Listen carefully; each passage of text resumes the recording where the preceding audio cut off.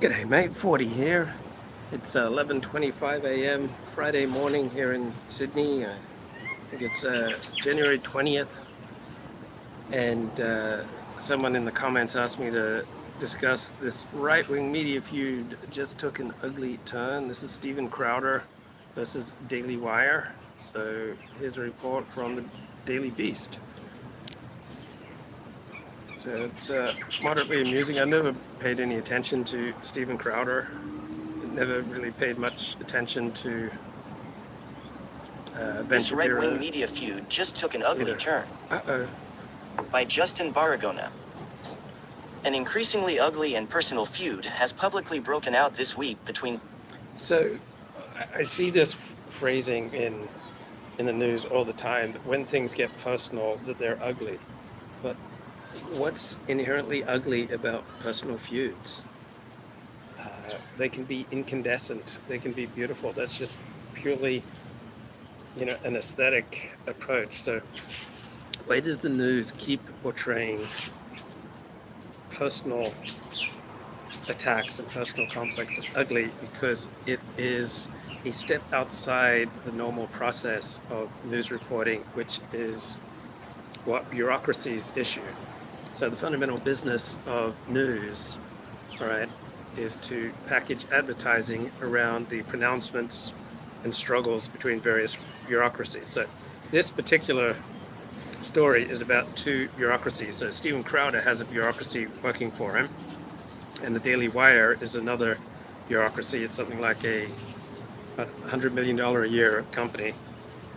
And when the news gets outside of the bureaucratic, and bureaucracy includes the National Football League. The National Football League organizes games, and athletes play games within this bureaucratic setting. And then if athletes take their feuds or their competition outside of that bureaucratic setting, then the news media inevitably labels it like ugly and personal, and that these are bad things. Like, I don't see why the personal is ugly. I don't see why name calling is ugly. two of the biggest names in the conservative entertainment complex, with one popular YouTuber accusing right-wing media boy King Ben Shapiro's Daily Wire empire of colluding with tech companies to tamp down right-wing content. So again, what's so ugly? Either the accusation is accurate, or the accusation is false, or it's partly accurate. There's nothing like terribly, ugly about it. It's just purely an aesthetic statement. I remember I once asked Econ Talk host, economist Russell Roberts, why is Jewish identity a wonderful thing, but white identity is ugly? Or, what's wrong with white identity? And Russell Roberts said, well, because it's ugly. That was the argument. Well, I just don't find that like terribly convincing. Like, what's so ugly? Personal competition or contrary points of view is like the most human thing ever. But you'll notice that the news reports everything like some kind of decorous 19th century gentleman who really just want to focus on the facts of whatever a bureaucracy is issuing. They want to keep the news essentially as boring as possible, and to speak above it all, above all this petty conflict. And I think it's pompous. I recognize the business aspect of it. You can sell more advertising if you're inoffensive, and if you come across as even-handed, all right, then you can sell a lot more advertising. So all these pigeons here, they want to feed from me, but I've already eaten, and they're not getting anything from me. So all they'll get from me is my wisdom. But this story just kind of, points out the bureaucratic, above it all, decorous 19th century Victorian gentleman, as Tom Wolfe put it, nature of the news, right? So just because the news reports something doesn't mean that it's accurate, important, fair, or true. Right, so Steven Crowder, who I've never paid any attention to, and Ben Shapiro, who I paid very little attention to, right? They're both people on YouTube and social media and their own websites, their primary aim is to talk to a 100 IQ audience. And so I just don't find that kind of content interesting. Big Tech is in bed with Big Con, Steven Crowder said in a video this week, complaining about a contract offer he'd received from the Daily Wire, without specifically naming the company. Well, Big Tech is in bed with Big Con. Yeah. Yeah, these pigeons will not get my vital essence. Yeah, so conservatives, liberals, dissidents are still frequently using Big Tech. And so staying within the good graces of Big Tech is often, absolutely essential for maintaining a business. All right, so if I compromise some of my habitual wording to accommodate you because I know that you may have various sensitivities about this or that, that's not a bad thing.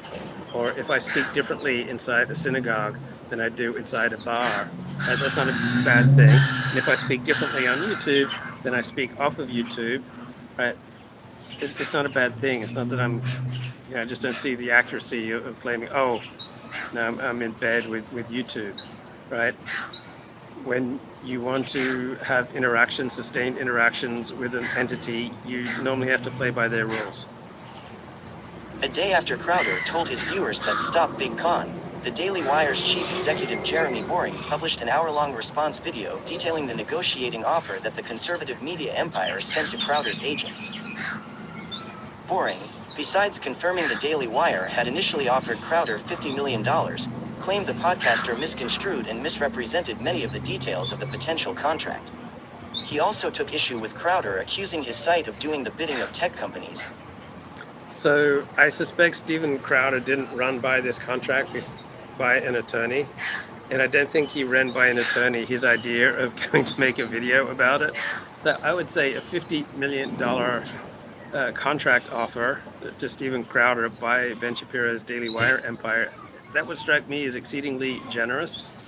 And that you would just go off on terms of the contract is childish, immature. It's the very sort of behavior that I would expect from Steven Crowder, even though I know almost nothing about him. But to the extent I know anything about Steven Crowder, like childish and immature seems to sum it up. Insisting the Daily Wire has also been a victim of Big Tech's supposed one-sided censorship of conservative voices. A former Fox News personality and right-wing comedian, Crowder grew in popularity in recent years thanks to his trollish behavior, including meme-worthy, "Change My Mind" segments in which he sat outside of college campuses and challenged random people to switch his conservative positions on hot-button topics. Eventually, his Louder with Crowder online show was picked up by Glenn Beck's The Blaze and became one of the most popular political podcasts on Spotify and Apple. At the same time, he has regularly courted controversy by gleefully spewing homophobic, racial, and misogynistic slurs on his program. So he's giving an audience what it wants, right? It's not terribly deep, profound commentary.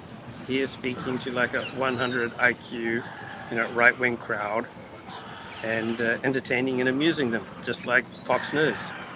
Prompting YouTube to repeatedly pull advertisements and demonetize his content on the platform. Last month, Crowder announced that he was leaving The Blaze after 4 years, urging his fans, which he refers to as Mug Club, to sign up for updates at his personal site. At the time, he said he had known for months that he wasn't renewing with Beck's empire but had nothing but praise for the right-wing media icon's fiefdom.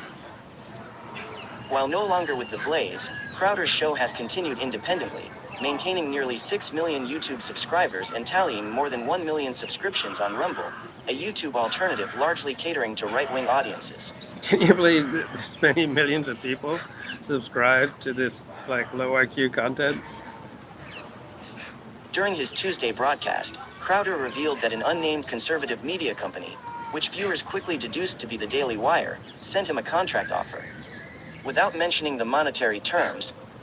So it's hilarious. They sent him this offer months ago, and he just decides to go off on it now. Right. So first of all, when someone sends you a contract offer, it's usually pretty immature to leak the details.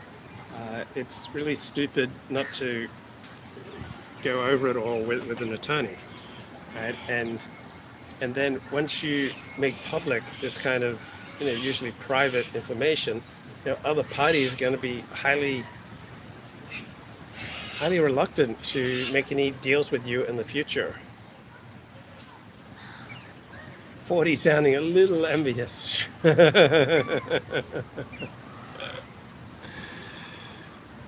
Probably. Who knows one's own motivation?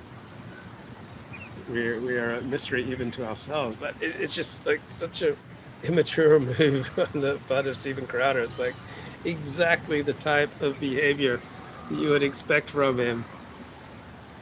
I mean, if you got a question about Jewish law, run it by an expert in Jewish law. If you got a question about biology, run it by a biologist. If you got a question about a legal contract, run it by an attorney.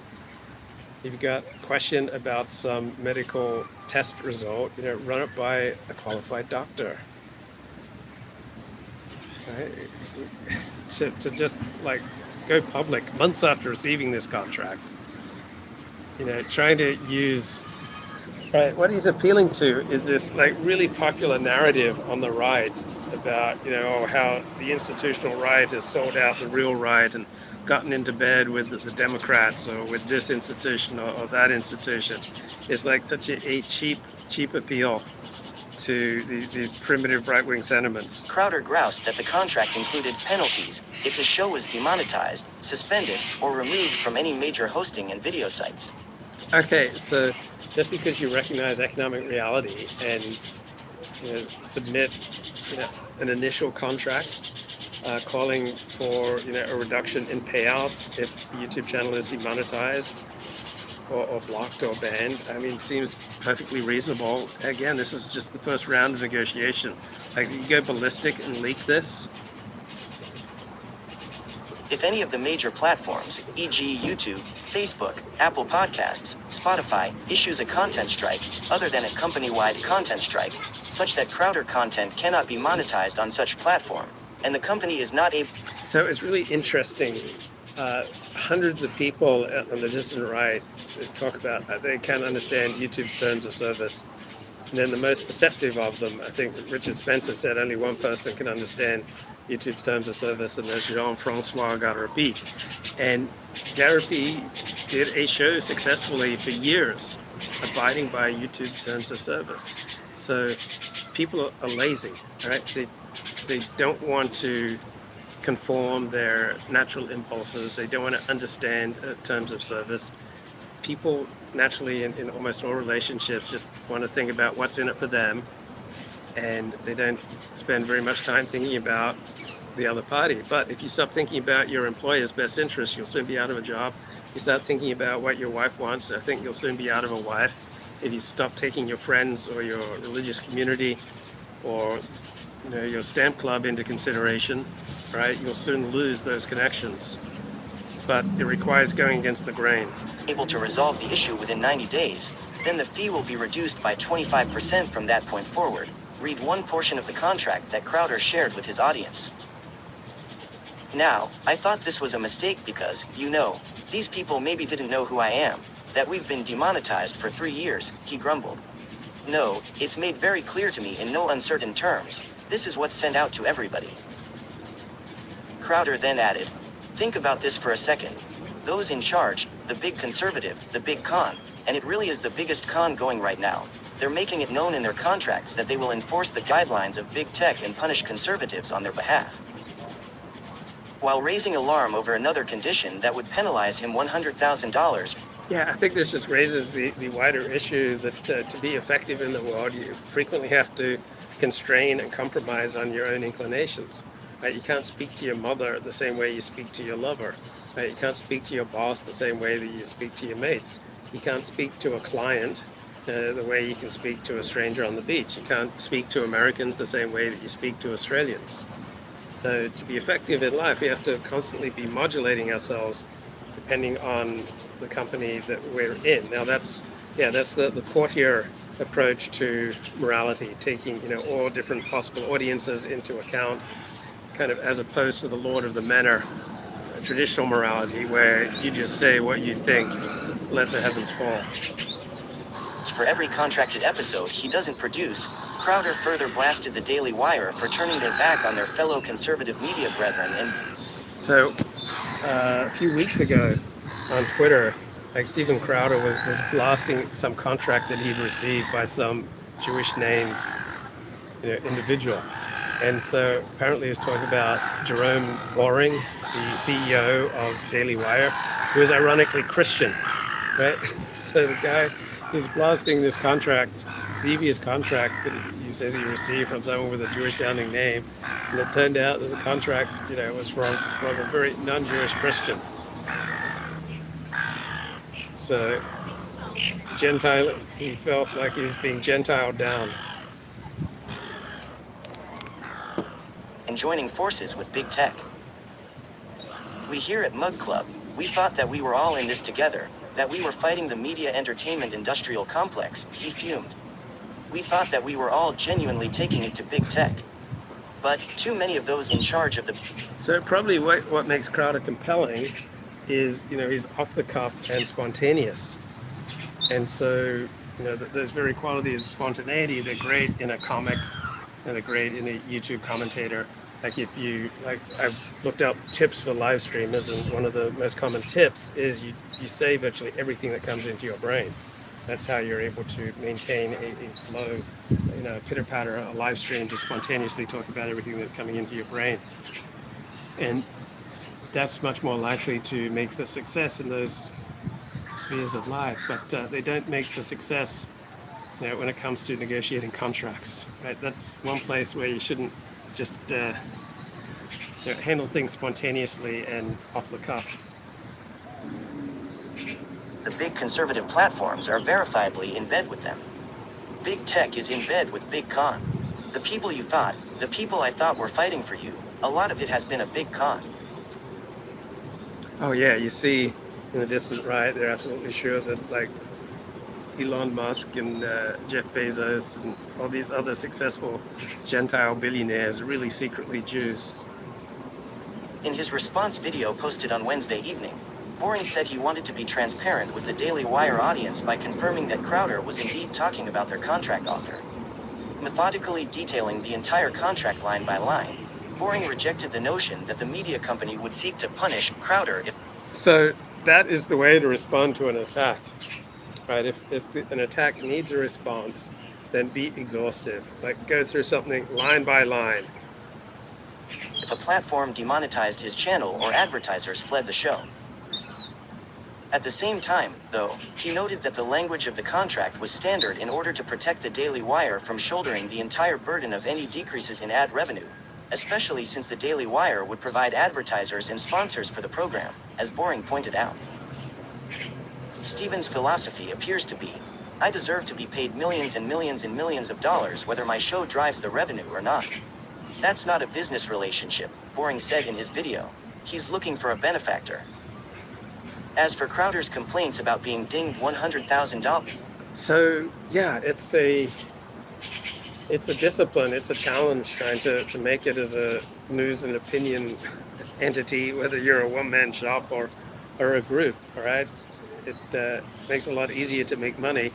You put out a product that you can put advertising against. And so that requires a certain self-discipline that a lot of live streamers and free thinkers are not necessarily amenable to. For every acceptable episode he isn't able to create, something that Crowder likened to a slave contract. Boring pointed out how this was standard, especially for the amount of money that they were offering the YouTube star. So yeah, you need, whenever you're making any sort of deal, you need to know what's standard.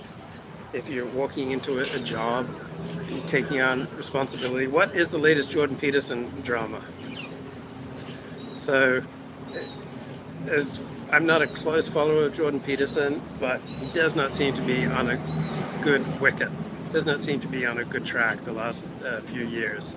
Seems to be overly emotional, firing off all sorts of unthought-through tweets. Like he's an employee of the Daily Wire, yet he fired off a tweet supporting Steven Crowder because he apparently hadn't listened or watched very closely when Crowder explained his problems. Crowder, in his initial rant, failed to mention that he was offered $50 million over 4 years.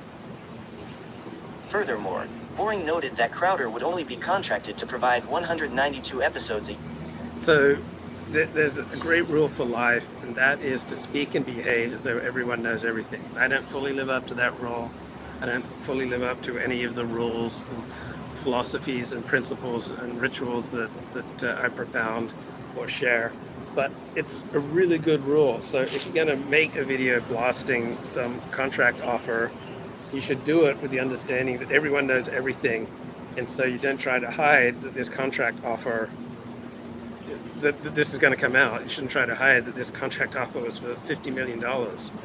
Most people would be envious of a contract offer like that. I mean, I would certainly make myself amenable to all sorts of restrictions for $50 million. But Crowder didn't mention that he was offered $50 million. So then when Boring comes out and provides that context, Crowder looks bad. So I don't see any way that Crowder doesn't look terrible in this dispute. A year, equaling out to 4 90-minute broadcasts a week, minus a minimum 4-week vacation. Crowder could tape broadcasts in advance and then air them later on if he needed time off. After tweeting out Boring's video and saying he wished Crowder nothing but the best, Shapiro addressed the controversy during his Daily Wire program on Thursday. And he essentially doubled down on what Boring had already presented, saying, "This is typically how contracts work." Further pointing out that both the Daily Wire and Crowder's show would lose money if it lost advertisers or access to certain platforms, Shapiro explained that this is how a joint venture works before taking issue with Crowder's accusations. "There is something rather nasty about attacking people who have been friends for over a decade, colleagues, defenders, for over a decade, on the basis of your own misinterpretation of a document that offers." It seems to be very hard for many of us to remain friends in the commentary business. I think something about the personality that is attracted to doing something like what I'm doing right now. There tends to be a volatility element, a spontaneous element to this type of personality, which then tends to militate against the maintenance of friendship. So that the Crowder would do this against people with whom he'd been on friendly terms for a decade. Ill-advised. Now, I think there are absolutely things that you should stand for and speak out on, even if it will cost you friends. So I'm not someone to say friendship uber alles, though I do admire people who've never lost a friend. But I mean, from my own life experience, I'm just changing my mind so often about so many different things that often my friends have felt whiplash, and it's just like, it's just too many externalities to my relationship with 40 to deal with, like all these latest ideological and life changes. "Offers you $50 million over the course of 4 years," Shapiro concluded. Finally, with much of Crowder's criticism focused on YouTube demonetization and the ongoing issues his program has had with that, Boring insisted that any terms related to that in the initial contract offering would have likely just been scratched out in the second draft. In the end, Boring said that the public dispute with Crowder was one of the saddest things he has had to face. This is not the first time Crowder's penchant for criticizing right-wing media peers has gotten him into some trouble.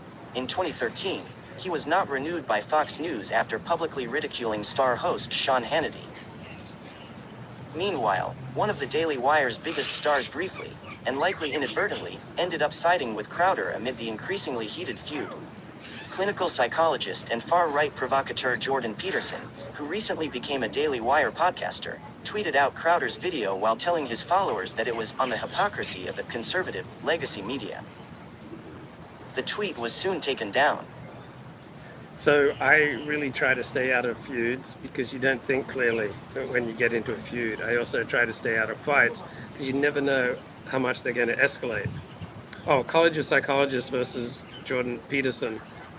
So yeah, the YouTube algorithm does bombard you with Jordan Peterson. He is YouTube's acceptable conservative. So yeah, College of Psychologists wants Jordan Peterson re-educated and disciplined for not using preferred pronouns and other violations of political correctness. So this is one area where I'm entirely on the side of Jordan Peterson. Almost all our institutions, including the College of Psychologists, is being taken over by the left.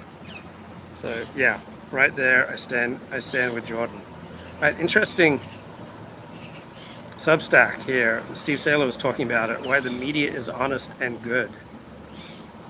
How to critique the press without devolving into nihilism. This is Richard Hanania.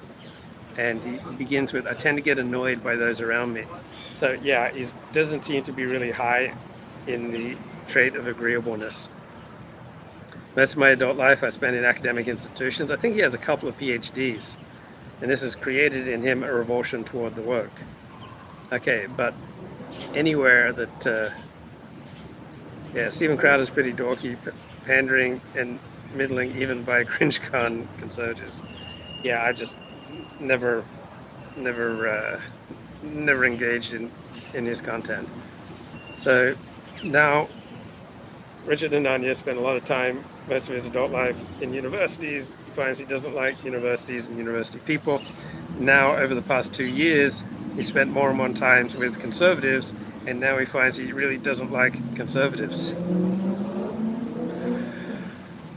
And Richard Anania says, most writers have to worry about audience capture, but for me it's the opposite. When I see what those around me think, I have to struggle not to get consumed by all the ways in which they're wrong about the world. And says, if you spend any time among conservatives, you will before long realize that few things get them as riled up as a chance to attack the media. Okay, so Hanania here is operating at a fairly surface level of analysis. What gets conservatives riled up is that almost all institutions are in the hands of the left. And so how do, oppressed people without power, how do they react? Do they primarily make, cogent, rational analyses, designed to, speak to as broad an audience as possible? No. When you understand that conservatives feel like, all the institutions are in the hands of their enemies, that the playing field is tilted, right? People don't tend to react to that, calmly. Now, it can be much more effective at times to be calm, and you can often think more clearly from a calm place. So I'm all on board with the calm. But because conservatives get riled up because they feel like the playing field is tilted against them and that all the primary institutions are tilted against them, that's understandable, and it's revolutionary, and it can be effective, right? So emotional intensity is widely perceived as a good indicator of truth. And so the emotional intensity the conservatives feel about the playing field being tilted against them, about almost all the institutions being dominated by the left, and I think that's genuine. It comes from a true place, and it's realistic and it's understandable. And many of the critiques from this angry place are not coherent, and they're not particularly cogent, and they're not always high IQ, and they're not always thoughtful and deep. But which peoples, when all institutions seem to be in the hands of their enemies, are going to be particularly calm, considered, rational, and cogent? And that's not normally how people operate. Okay, so Hanania says in this article, why do I hate pronouns more than genocide? And he's making the argument that for liberals, yeah, theoretically they hate genocide more than misuse of people's personal pronouns, but in real life, right, liberals tend to be much less emotional about genocide than they are against homophobia, sexual harassment, or cops pulling over a disproportionate number of black men. So you can really gauge people's true motivations, not just by what they say, but by what they seem to have their strongest emotional reaction to. That's how you often divine what they hold as sacred. So for the left, opposing various forms of bigotry and what they see as, not useful traditional approaches to life is the very center of their moral universe. So for people on the right, the center of their modern moral universe is maintaining or creating order and warding off contagion, right? That's at the center of the conservative moral universe. For the left, it is warding off ignorance and bigotry. And one of the easiest ways you can tell if someone's conservative or left-wing is ask them, do you think the past was better? So most American conservatives think that America was a much more moral place 20, 30, 40, 50, 100 years ago than it is now. So anyone who says that the past is better, the odds are 90%, over 90% that they're conservative. That's probably more predictive than any other single question that you can ask someone. So a conservative believes that traditional ways of organizing a life, organizing a family, and organizing a community are better than untested ways.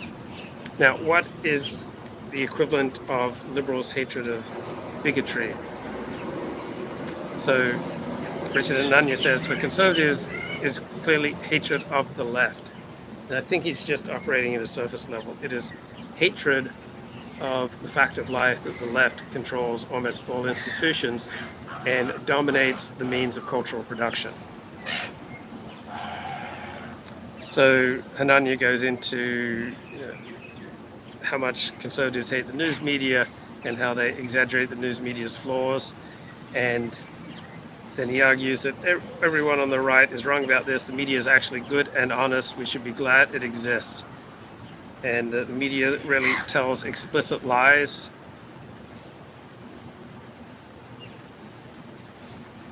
And the media has serious flaws, but is one of the most honest, decent, fair institutions designed for producing and spreading truth in human history.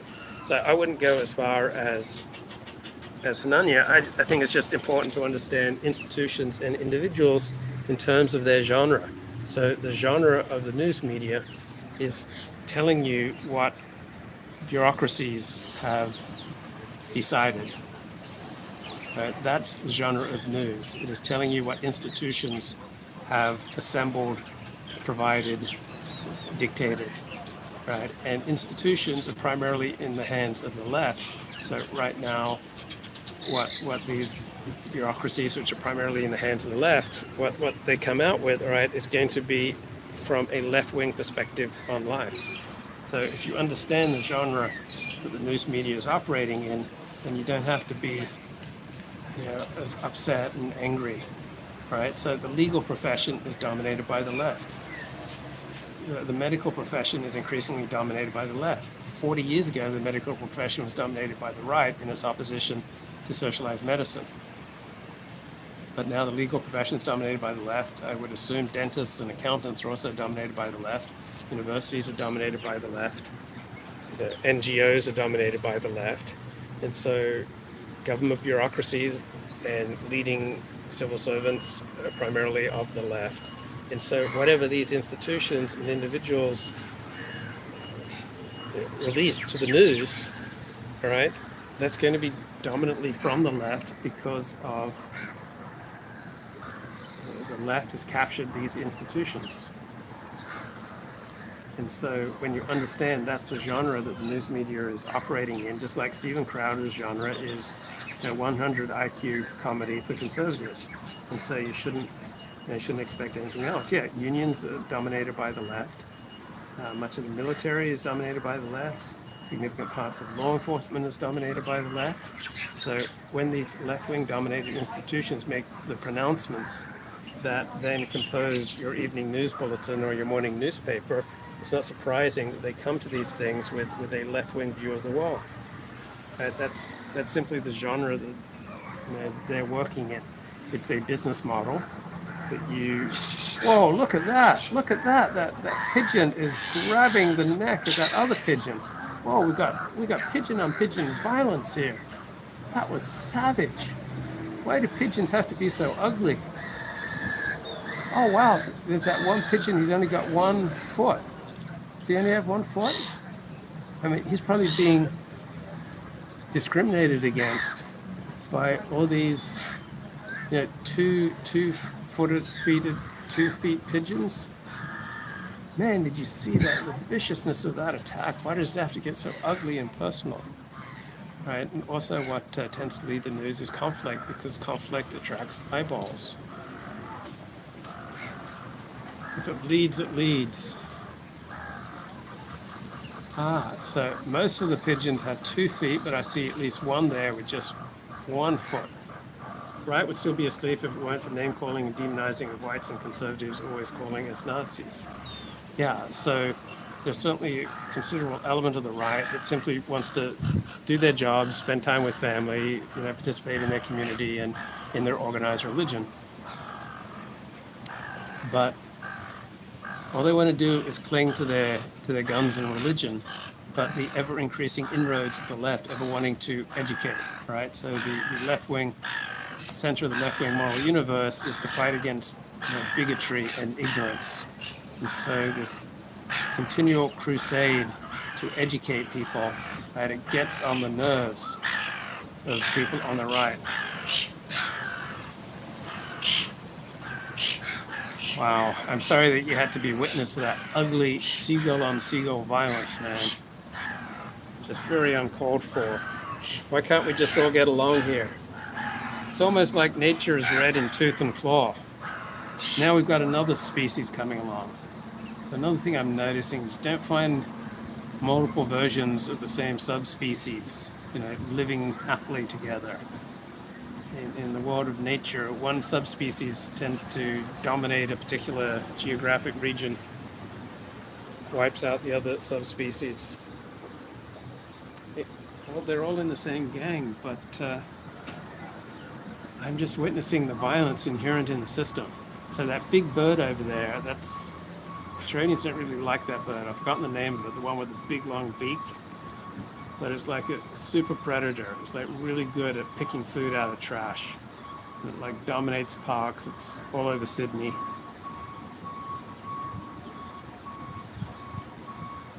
Okay, we finally got some peace.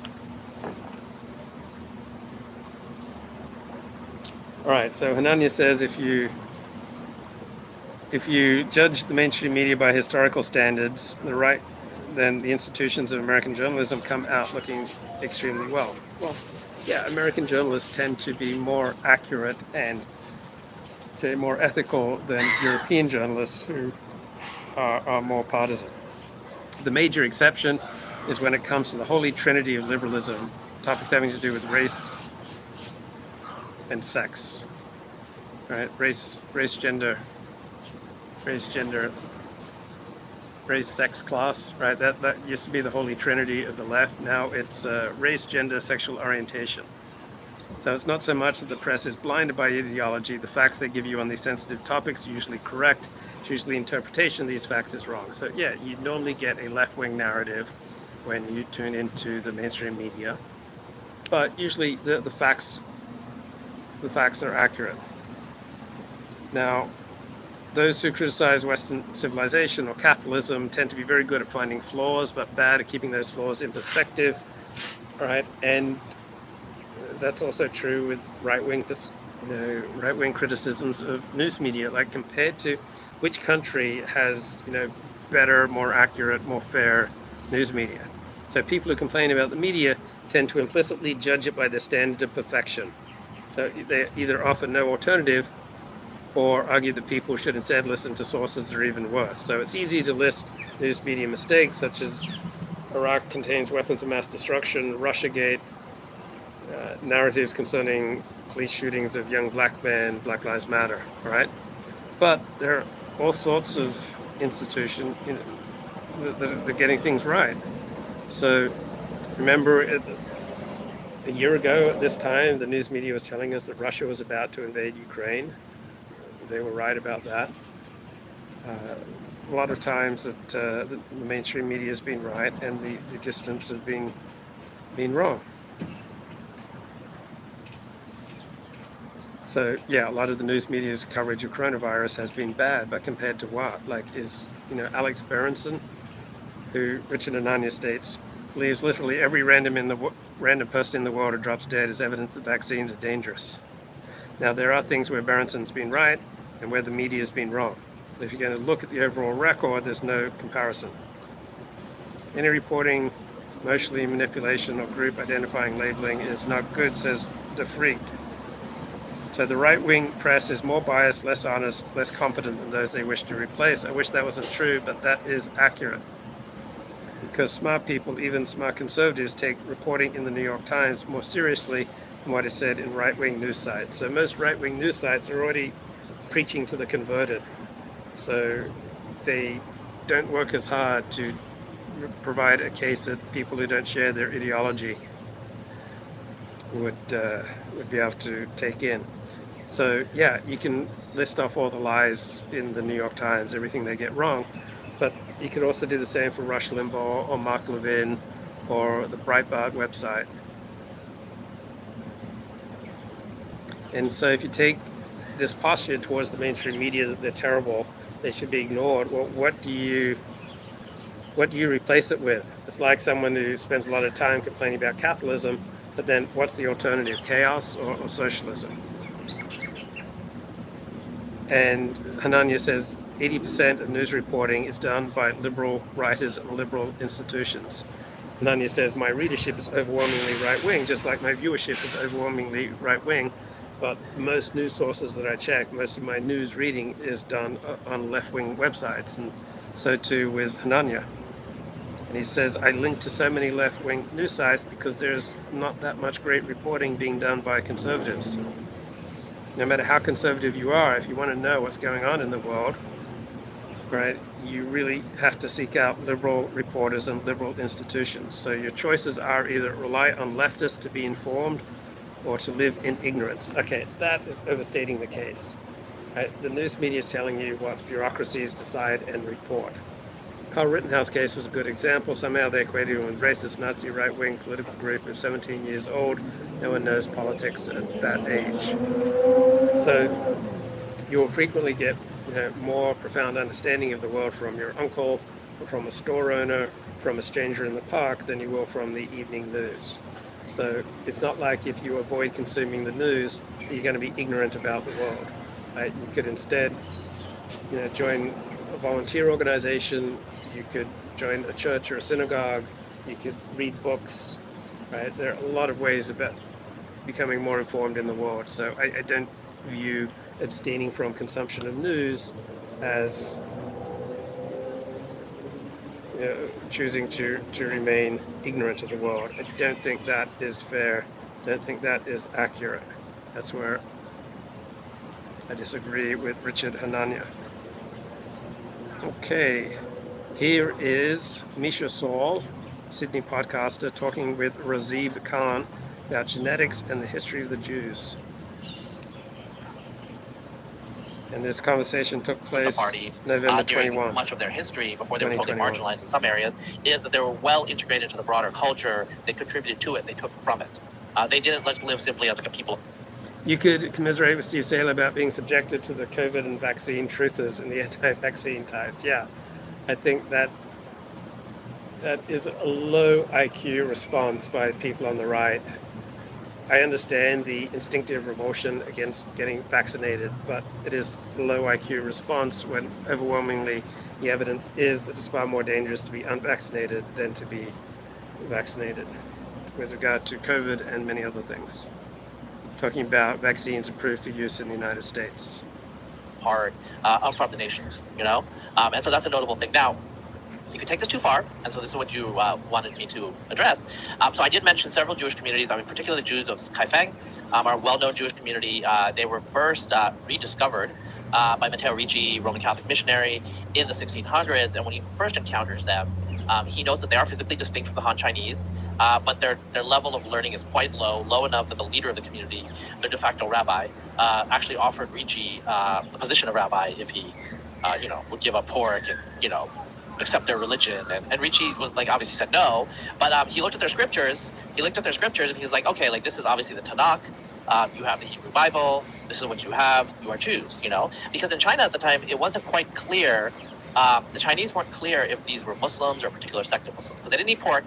They had many non-Jews just think Jews are a collective, but Jews in Kaifeng, right, 17th century, very, very different from Jews in Lithuania, say, or Poland, or Germany, or England.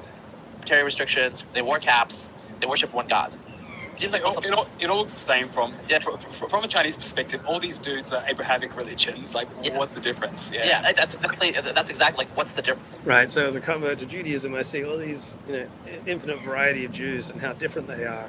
But yeah, from a Chinese perspective, Jews, Christians, Muslims, they're all just, part of Abrahamic religions. Like that's exactly what you can see in the annals, like where it's like the Chinese are trying to figure out like why these Jews think that they're different than these Muslims. And so the Kaifeng Jews, like they are recorded over several centuries, mostly by Europeans who take an interest in them. And you see successive stages of assimilation, so that by the 1800s, European observers say that they look Chinese. They've intermarried. They go and visit these Jews, and leaders of the community are embarrassed because their Han Chinese wives are So you can't live among a much bigger people and not start to assimilate in various ways. So Jews in England tend to be the most polite Jews in the world because the English are so polite. Jews in Germany tend to value secular education because non-Jewish Germans value secular education. So Jews tend to take on many of the traits, the attitudes, the manners of dress, of speech, and even physiognomy of the wider culture.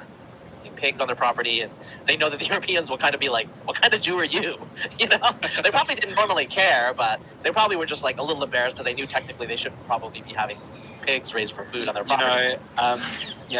A similar, so Soviet Jews, I don't want to tarnish people unfairly, and I'm sure there's a broad range, but Soviet Jews are kind of famous for something similar, where I'll give you an anecdote which kind of illustrates it. So obviously after this collapse of the Union, and also there were successive waves of Soviet immigrants before then, both to Israel and to Australia and the US and whatever, and they tend to be kind of poorer and more assimilated than other kind of Jewish communities. And my rabbi recently, he's a Chabad, he's an Orthodox rabbi, he told me a story where a couple of years ago he was invited to attend a Yom Kippur fast breaking at a Soviet community hall or whatever in Sydney, and they said, but Rabbi, you've just got to be understanding of the Soviet Jewish way of doing things. There'll be some pork and stuff like that. And he said, no, like, what are you talking about? Of course I'm not going to attend that. That's totally crazy. And so look, I'm sure there are also kind of religious observant Soviets, but they are kind of famous for that. So it's a funny analogy. Yeah, I mean, So Jews in the southern United States got along really well, generally speaking, with the non-Jews, and they also heavily assimilated into non-Jewish ways, including frequently eating pork. No rabbi in the American South prior to the Civil War spoke up against slavery. So Jews have a much harder time maintaining their very distinctive ways when they are primarily living amongst themselves. It's a lot harder to live Orthodox Judaism when you live outside an organized, cohesive, strong Jewish community, when you live outside the shtetl. He's like, oh, I can't eat pork. And then like he leaves and he comes right back, he's like, is that lamb? And then the guy's like, yes. He's like, okay, I'll have some of that. So like, they can be like very pragmatic, and so but this is the problem. Okay, I think we missed this anecdote. Okay, let me get this anecdote.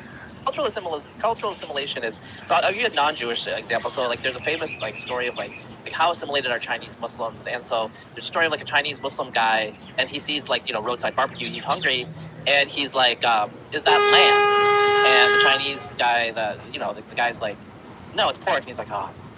And then he comes back a minute later, he's like, is that lamb? And he's like, no, it's pork. He's like, oh, I can't eat pork. And then like he leaves and he comes right back, he's like, is that lamb? And then the guy's like, yes. He's like, okay, I'll have some of that. so like, they can be like very pragmatic, And so, but this is the... So that story reminds me of a precept in Judaism that if you don't know that what you're eating is not kosher, then it's not a sin. So if someone, you have every reason to believe that they're an observant Jew, and they give you something that they say is lamb, and you have every reason to believe that it's lamb and that it's kosher, and it turns out to be pig, you have not committed a sin. Problem with pragmatism in the East. So the argument that I make and other people have made is that the special role of Jews in the religious history, religious frame of Christianity and Islam actually helped to perpetuate the religion as it was from, say, the 6th century AD, when the Babylonian Talmud is pretty much complete, or in its present form, down to the present. Whereas in India, you do have Jewish communities that last into modernity, but I just told you the story of the Bene Israel, where it seems like they were actually on the verge of getting assimilated, but contacts with Middle Eastern Jews, because the Pardesi Jews are mostly Middle Eastern in origin from Cochin, revived their Judaism. So their Judaism is partly conditional on their interaction with the West Asian Jewish matrons. In Kaifeng, there were almost certainly Persian Jews from the Radhanite communities, probably at the latest the Mongol period, perhaps earlier. And they kept their identity for a while, but the fundamental reality is, without being connected to the greater Jewish world, they were getting assimilated and swallowed. And this happens to most, in China, this happens a lot. So Australian Jews, compared to New York Jews, tend to be highly assimilated, except where you've got a strong, cohesive traditional Jewish community in Melbourne. So Melbourne Jews tend to come from Eastern Europe. Sydney Jews tend to come from Western Europe and England. So Western European and English Jews tend to be much more assimilated to the ways of non-Jews than Eastern European Jews. It happens to Muslims too.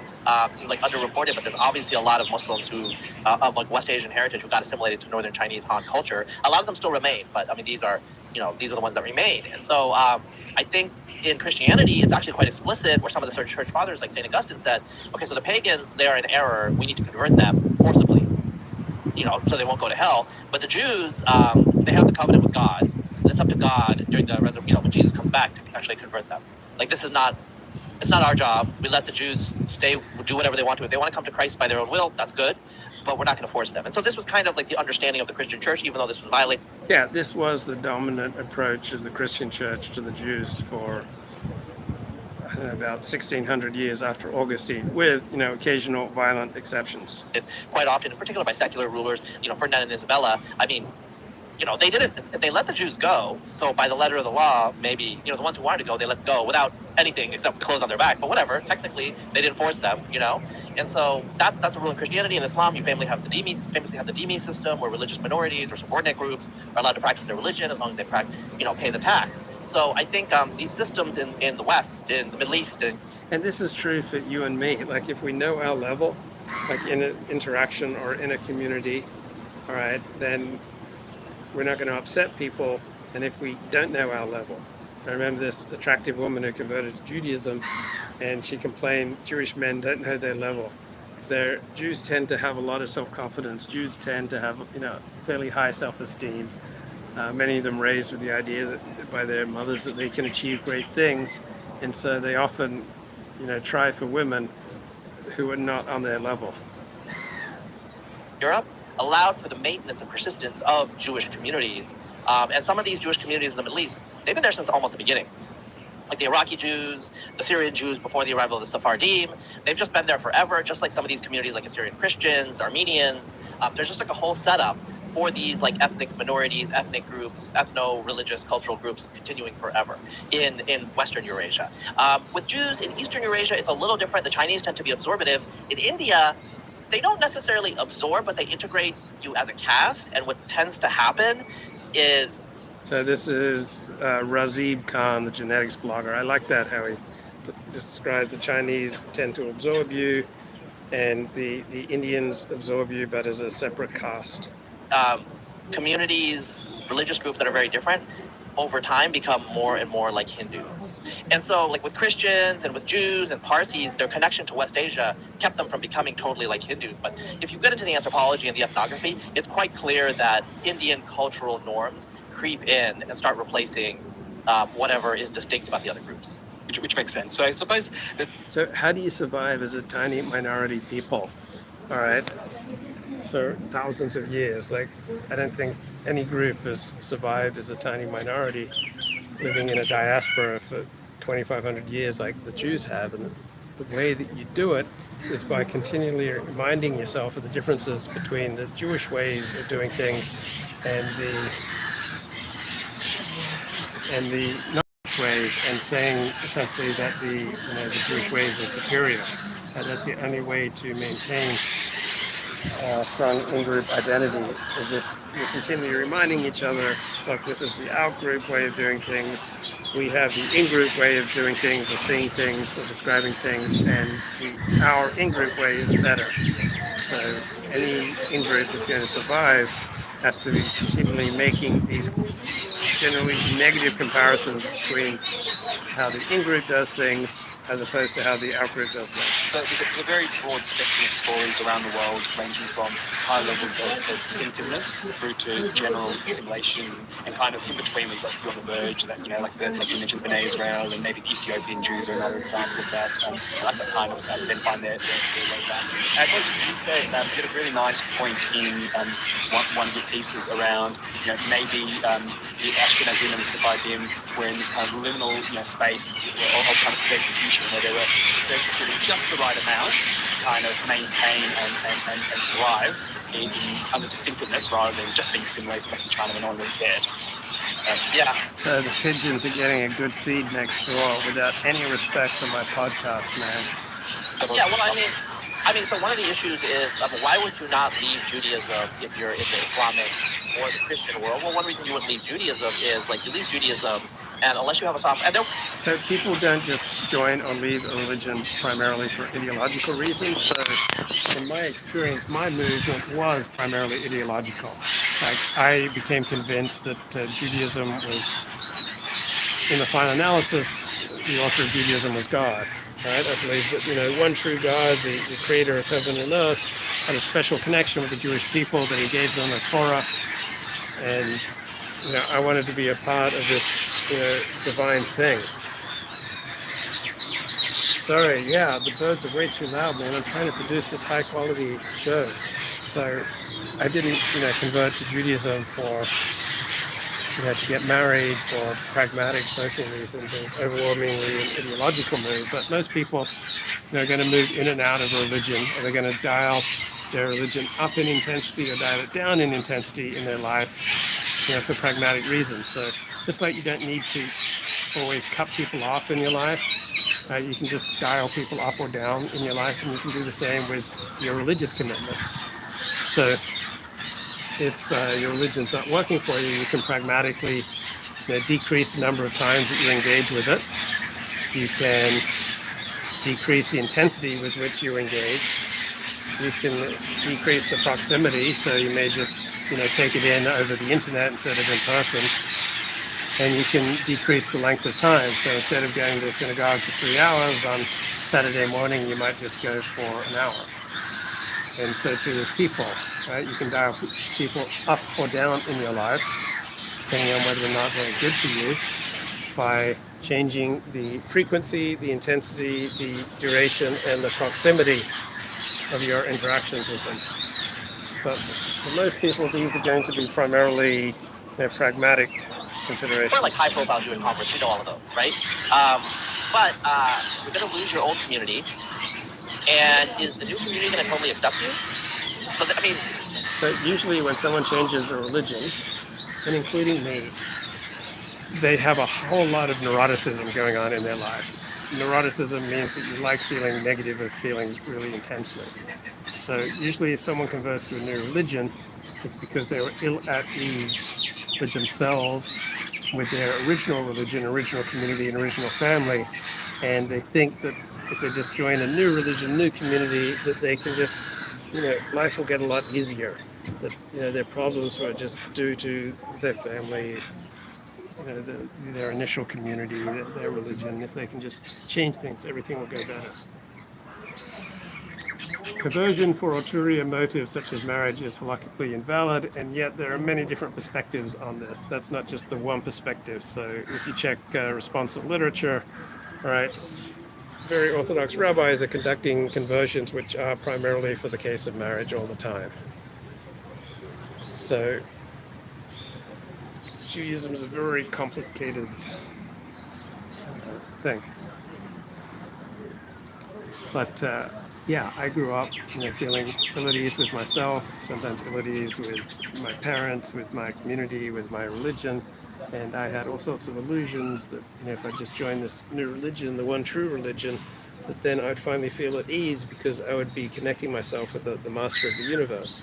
But the primary reasons that I was feeling ill at ease in life with myself, with other people, all right, were not because of religion. Right? I was asking a religious change to do things for me that it wasn't really cut out to do. Which is why many rabbis, when they encounter someone who wants to convert to Judaism, they detect that there's something psychologically wrong with them, they'll either forbid them from converting, refuse them from converting, or insist that they get into psychotherapy, which happened to an ex-girlfriend of mine. And we know the conversos, they're called Marranos, they're called pigs, they're still kind of viewed as Jews. And so, like, you might be in the worst of all worlds here. And so I think that there's an incentive there to stay within the Jewish community. Because if you alienate yourself, that's a really high risk move. Now, if you're... Yeah, generally speaking, if you move from one religion to another, you'll be in the worst of all possible worlds because you'll have alienated yourself from the religion you came from, and you won't be fully accepted into the religion you converted. Now, luckily for me, Jews are an excellent psychological fit.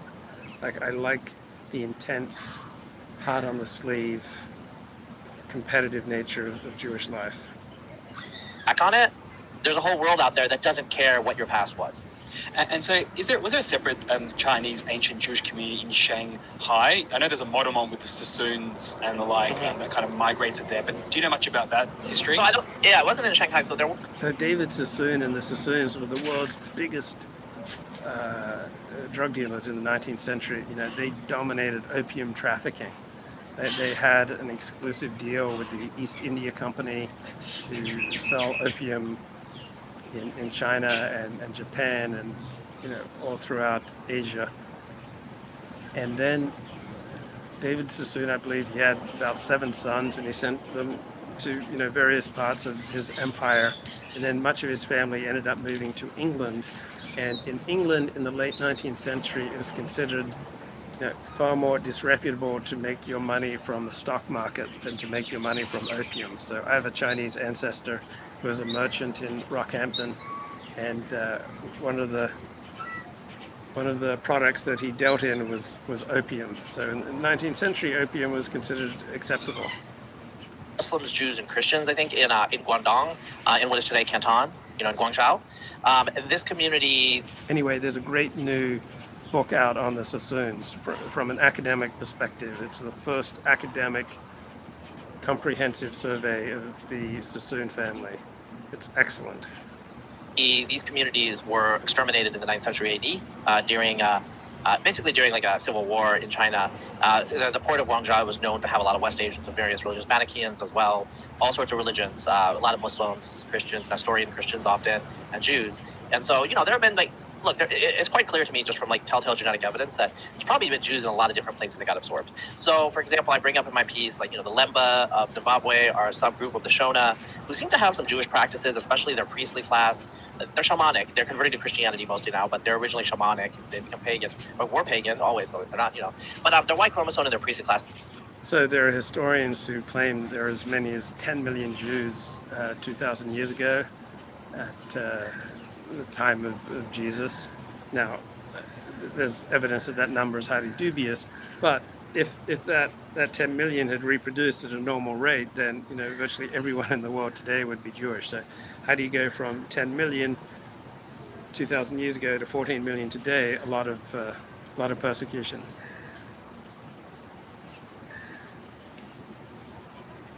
But their white chromosome in their priestly class, clearly it looks like they have co-modal haplotype.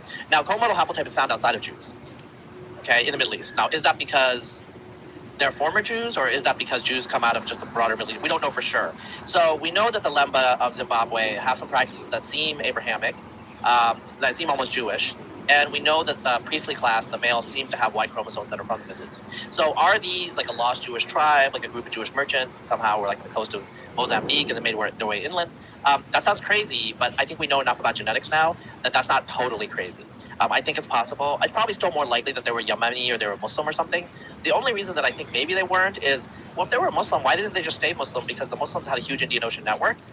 They could have been connected to other Muslims, right? With Jews, it makes a little bit more sense because their trade networks were more tenuous in the Indian Ocean, and they would have lost touch with other Jews. And once you lose touch with other Jews, you need to have a really large basal population for you not to get it. Look, in the United States, there's a lot of Jews, and assimilation is happening. I'm sure you can see the same in Australia, right? I know it's a huge. It's very front of mind for Jewish communities in the US and here. So tell me about the Yemeni Jews. Yeah, it's a different case. It's fascinating. It is a different case, and this is has caused a little bit of controversy, and I've had to do a follow-up blog post on this too, because it was kind of I didn't address the genetics in explicit detail. So the Yemeni Jews, they look like people from southern Arabia, So Yemeni Jews have this folklore that they are the true Jews, that they're descended from, I guess, King David and King Solomon. No genetic evidence for these claims. Arabia that have almost no African ancestry compared to their Yemeni neighbors. So they don't actually look like they're from the northern Levant, right? They don't look like they're Levantine or Mesopotamian. They look South Arabian. And so in their genome-wide clustering, like when I've done the analyses, they look like samples from Saudi Arabia, some samples from Yemen, basically Arabian. And so where are they from? We know that there were kings of Himyar, the kingdom in Yemen, who converted to Judaism in the 4th century, 5th century. Eventually, they were conquered by the Ethiopians. So the claims that groups make for themselves, right, not always backed up by evidence. So if you feel very emotionally attached to the claims that your group makes, right, that you're dealing then with something that's sacred in your hero system. And anything that's sacred, you then become blind to. You can't see it objectively. Conquered by the Ethiopians, and the region became Muslim, right? And so the hypothesis that I presented in the post is that the Yemeni Jews descend from converts from the Himyarite kingdom period. Now, some Yemeni Jews have taken objection to that and said that it dates to older, and they have lineages to the ancient Jews. Like, to be entirely frank, like, I don't really care either way. Genetically, I don't see any evidence of that, but it could be possible. But they really want us. So Razib Khan's not Jewish, right? He doesn't care either way. He's just following the truth wherever it leads, as opposed to Yemeni Jews who, very strong emotional connection to a particular story about their ancestors. They really, some people got really angry at me and were just like, oh, well, we're descended from the ancient Judeans. And I'm just like, who cares if you're descended from the ancient Judeans? I'm amazed you have Yemeni Jews, that prominently kind of reading and objecting to your stuff. But but they just kind of summarize this point. You're basically saying that their elites and their kings basically did convert to Judaism, and that's not history. Judaism, and that's a Judaizing feature of the Yemenites. And so they're not actually descendant of. It's been said by scholars that the Hebrew Yemenite Jews speak the Hebrew that's closest to the ancient form of the language, but how can they know it? I suspect we're dealing with folk tales and folk traditions here rather than real scholarship. They don't look like they have northern Middle Eastern ancestry. They look like Saudis that have no African ancestry. So what does that tell you? Like they're Arabs. Like they're South Arabian. Like that's what you would call them. Whoa! He's noticing, man. He's looking at how people look, and he's making judgments about ancestors. Gosh, I'm not sure we're allowed to do this anymore, are we? They didn't speak Arabic originally, probably, because the Sabian languages were different. I mean, the point I want to make is obviously you can tell a great deal about someone by how they look, all right? Just if someone's male as opposed to female, all right, they're 10 or 20 more times likely to commit, an act of violence against you. And if they're young, right, if they're teenagers as opposed to in their 70s, all right, again, they're far more likely to commit an act of violence against you. So you can tell a tremendous deal about people, individuals, and groups just by looking at what they look like. We're different, right? And there's still some of those around. So, they weren't like Arabic speaking, because modern Arabic is more from Nabatean, like that's a separate issue. But they look like indigenous people from the southern half of the Arabian Peninsula genetically, unlike like Ashkenazi Jews have Middle Eastern ancestry. It looks like it's from like the Fertile Crescent, okay? It looks like Assyrian Christians, for example. Like that would be a good proxy, Yemenite Jews, they cluster on the tree with Saudis. They look like Yemenites without African ancestry, because the Yemenite Muslims have a lot of African ancestry because of slavery. Well, Jews and Christians in the northern Middle East, they couldn't have slaves, and so they tend not to have African ancestry. There is actually a little bit of African ancestry in the Yemenite Jews, but it's well mixed in, which indicates that this is just like old African ancestry from antiquity. But that's actually true with Ashkenazi Jews too. They have a little bit from the Middle East. Sweet. So tell me about the Khazars. Yeah. So the Khazars, I think, was it Judah Halevi? I forget who. So there was a medieval Jewish, I think he's Sephardic Spanish, commentator, scholar, and he was the one who reported on this. And the Khazars are a Turkic group, obviously from Eastern Asia, who were dominant in modern-day Ukraine into the Volga region. And they ruled over a confederacy of Iranian and Slavic-speaking groups. And they were allied with the Byzantine Empire. There were actually multiple Byzantine emperors with Khazar ancestry. So their mothers were Khazar. In any case, the Khazars were pagan, shamanic. They were not Muslim. They were they're pretty hostile to the Arabs and Muslim Turks because they kept trying to conquer them. You know, they were just like, no, we don't want to get conquered. So what I think the Judah Halevi, I think what he said is like actually the Khazar elite at some point converted to Judaism because it wasn't Christianity and it wasn't Islam, so it allowed them to be neutral. The majority of the population probably never converted to Judaism. Probably, I mean, there are Muslim Khazars, there are Christian Khazars, mostly pagan probably. The Khazars were mostly destroyed with the rise of Kievan Rus, which is proto-Russian state ruled by Varangians, Rus Swedes who became Slavicized around like 1000 AD, a little earlier. And so that was that. And so there's a theory that these Khazar Jews are the ancestors of Ashkenazim. The genetics don't support that. We don't see any. So Razid Khan, who's speaking here, I think he's John Derbyshire,'s favorite blogger. He's black, he's Caribbean, he's Jamaican. These are the ancestors of Ashkenazim. The genetics don't support that. We don't see any. So we see almost no Asian ancestry in Ashkenazi. So here's an exception. And I mentioned this in my podcast with Joshua Woodson, or he mentioned it. I had known about this. There's one mitochondrial DNA lineage that's clearly Chinese in Ashkenazi Jews. That means that there's a Chinese woman in the 1300s who married into the European Ashkenazi communities. And her descendants are still, because it doesn't get diluted, the mitochondrial. So you can actually see the closest match to this mitochondrial DNA are all in northern China. So that would coincide with Mongol rule in the area, wouldn't it? So it's probably some sort of Mongol conquest related. Yeah, it's probably a woman that was bought at a slave market who was from China, probably being sold by Mongols, the Tatars, and married some Jewish guy, and her descendants, they're all over the place. Like her mitochondrial DNA is all over Central Europe. She was very successful. Could be me. My mother's sides are Frischlings, which is German for little wild boar, kind of ironically, little wild pig for a Jewish family. But and with you mentioned previously kind of Western Polish Galician region, effectively. So there were shtetl people there. So that's obviously famous now for being killing fields of Europe and the like. So that's where we're descended from. So I've probably got some Chinese in me from this Chinese lady from 1300s. So awesome. So the Khazar theory. It's kind of related to anti-Semitic undergroups who kind of say, oh, you're not really Middle Eastern, you're all kind of Slavic anyway. And there's a I don't know how apocryphal this is, the story, but there's a famous story around the king bringing in Christians, Jews, and Muslims to tell him who he should convert to, and he basically told them to pitch him. And so, and I've heard like a range of variations of the story, and you probably have a better version, but. He was the Muslims basically said, yeah, look, it's all good, this God, but you just can't drink alcohol and eat pork. He said, well, that's out, obviously. I like alcohol, I like eating pork. Roman Christians came to him and basically said, well, we separate state and church. He said, well, I don't want to separate state and church, so you're out. And the Jews were rejected because they could not present a land that they lived in. So Orthodox Christianity was ultimately chosen. But I've heard other versions where the Jews were ultimately selected for, I don't remember why, some funny reason, but I don't know if there's a... Yeah, so all groups have self-serving stories about how awesome they are and how they're better than everyone else. It's just how our minds work. I mean, I know my own mind often comes up with, you're awesome 40 because of this or that quality. All right, it's the way that groups and individuals try to ward off a feeling of insignificance.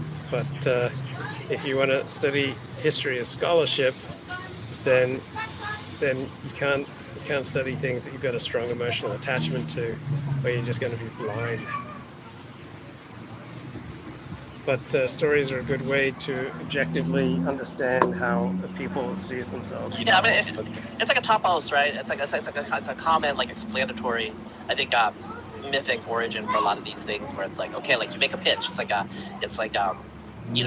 startup. You're like trying to raise money, and you go to Sand Hill Road, and they're like, what's your elevator pitch? It's like, as we spoke about last time, Genghis Khan did this, or the Khans did this to the. Ogedai did. Yeah, Ogedai did. These debates were just like a big deal, and a lot of the debates, like, they wanted to set up partly because like there were just arguments, and they wanted like these people to like be chill and stop arguing, because they're just like, we don't care like what you believe. like we're just number one and God gave us the world, so boom, right? I mean, that was a basic Mongol argument. God gave us the world. Whatever you think about God, He gave us the world. So just as long as you agree with that, right? I think, as I mentioned previously, Yeah, I misspoke. Razib Khan, as the chat points out, is Pakistani, not Jamaican. you've written 3 excellent pieces, which I recommend everyone check out if they're interested to learn more. So now moving on to genetics land. What's been happening? Well, okay, so let's talk about like how much things have changed. Okay, let's just leave it there for now. Time for me to go on a walkabout. Bye-bye.